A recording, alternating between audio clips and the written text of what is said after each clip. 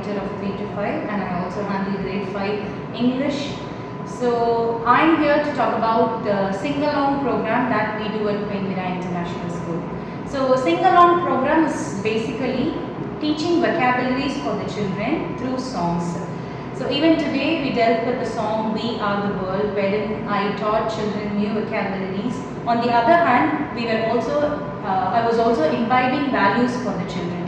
So through this program, we broke the monotony of the conventional learning. If you're going to just teach the children with vocabularies, writing it on the board, I don't think children would enjoy it. So this is an alternative way of teaching vocabularies to the children, and children are actually looking forward for classes like this, and they're having a great learning. So a lot of happy things happen at